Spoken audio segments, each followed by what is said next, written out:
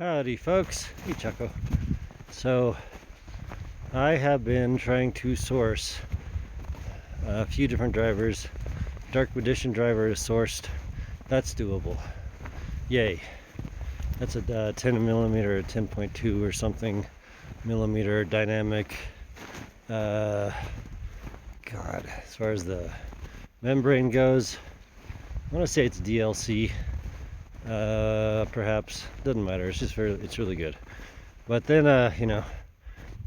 going around looking for Planar drivers, and I got on Alibaba, and I'm trying to get on Taobao, but I need actually some Chinese people to help me out with that because they actually block Americans from doing anything. So besides that, I did actually source the 14.5, 14.3 millimeter Planars.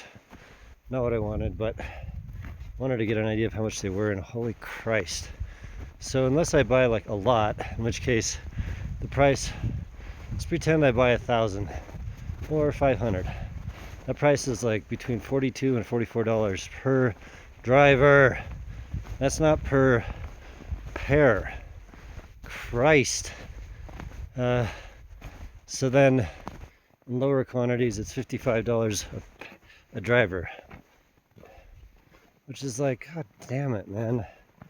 That is just, I didn't want to hear that, because just buy an S12 set and modify the shit out of that and I'm already ahead.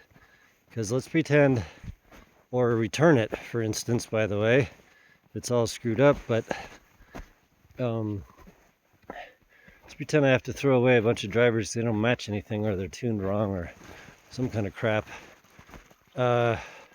This becomes expensive really fast. Just for drivers alone, I mean, Jesus. I expected to at least 2 or 3 drivers per set.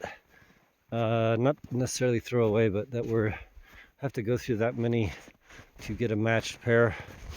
And never mind having ones that are actually tuned the way I want, because there are minor changes based on God knows what. Just thwarting me, man. But so dynamic drivers are a definite go. That's cool. If anyone's wondering why I'm not doing like balanced armature sets and ESTs, I'm not ruling them out, but I'm also not convinced that this is the proper way to go. I honestly think Planar is the future, for a few reasons. The coherency is always going to be perfect. The driver point source, the actual source that emanates the sound, is huge on Planar, much bigger than normal drivers in general. So there's a lot of benefits. Very wide bandwidth, very wide bandwidth, insanely wide. I guess on a similar note, I was screwing around with the Sviga Nightingale.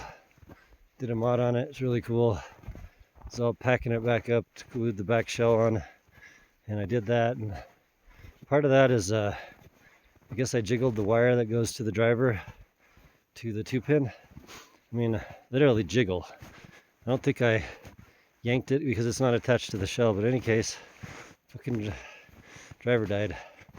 And that's because the flexi cable, it's a flexi flat cable that goes between the sandwiched parts of the Planar and sticks out of the side. It has no backup, so honestly, I'm not entirely sure that's a good idea. I think they should have put some silicone or something to prevent it from basically kinking at that wiggle point. They actually use wires that are thick enough to have a little bit of mass. So I'm just saying, if you were to pretend running these for a number of years, I bet you're going to break that little flat cable. I broke it wiggling it around, but I did probably more than people do. So in any case, that sucks. I actually took the whole driver apart. A couple things to note, I don't have it in front of me, are, it's hard walking in snow. Okay, first off, the membrane that makes the sound. It's like, some type of plastic. It's clear. It has an but a circuit embedded in it that is silver looking. I can't tell what it is, but that's interesting. The driver itself is, I want to say, about 16.5 ohm or so, give or take. And what else matters? Oh, double-sided, so there's magnets on both top and bottom of the membrane.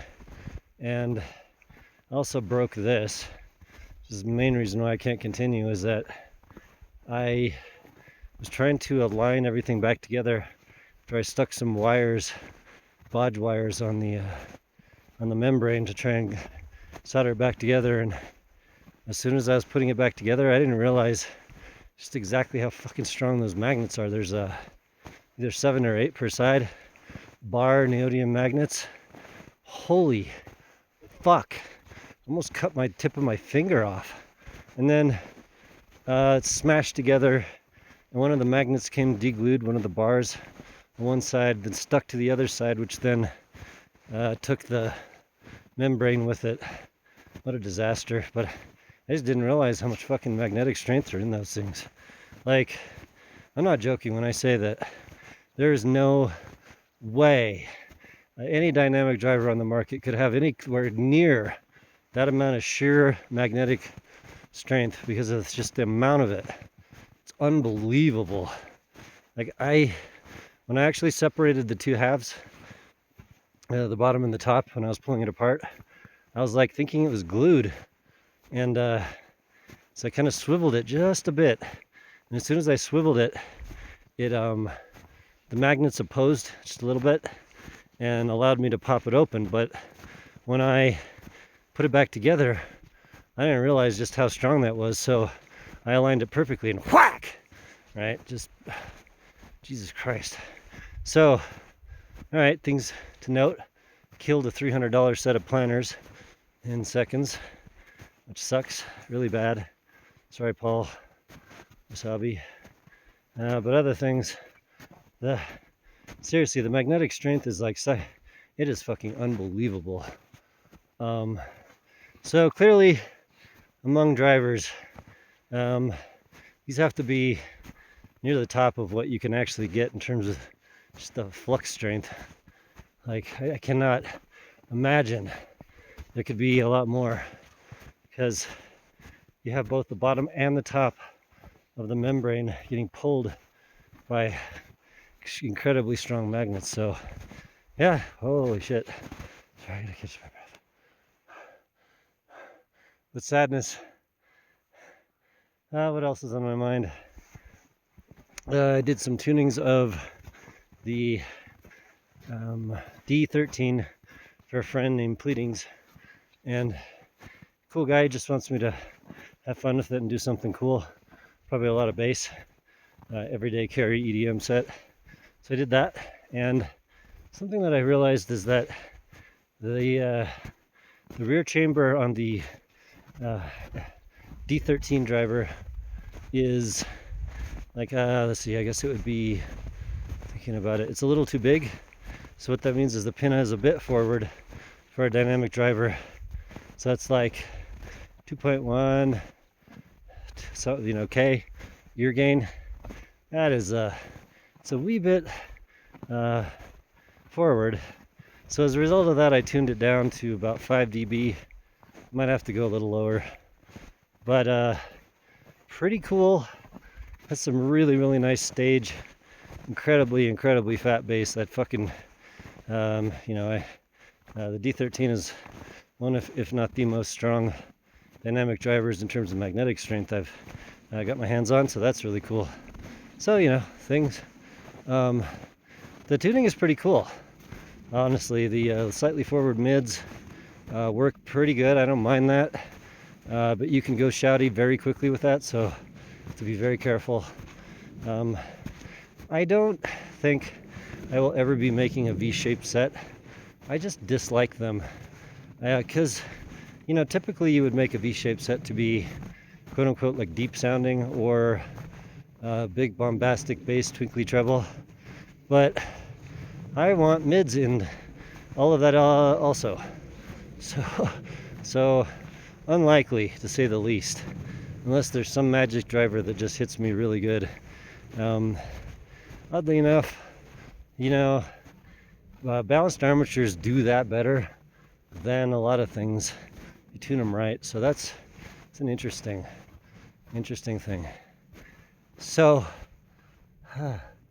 other things, I'm only making Glamdring X right now for a while. I've had so much drama with just breaking stuff, my house breaking, fixing my house. I just need something that's a known quantity. So Glamdring X it is, making about 4 or 5 sets. We'll sell those. I already have like 2 made. And one in my ears that I need to took out so that I could really flesh out. I need to, even though hilariously it literally hit the exact target graph I wanted, it's a little bit high biased and I don't understand. Rawr. Tried it last night, tried it this morning, try it now. It's like just a hair. So what the fuck, man? I have another set, my own personal set. Match graphs. I think, okay, yeah, there's one difference. That's 3 decibels extra roughly, or 2 point something above 10K on these little brighter set, and it's not working for me, man. Damn. So it's like I don't have an easy way to damp that down, Chaco, without killing a bunch of the other treble. So I already damped it down as much as I could. So might have to do a slightly different tuning on this bad boy. And well, that's just the way the game goes. Gotta do the right stuff. On the other hand, someone wants a very rather twinkly set. Has good mids, excellent bass, just a hair airy, shall we say, over the top airiness. Well, then this is the set for you. And right on, and I'll talk to you on the next one.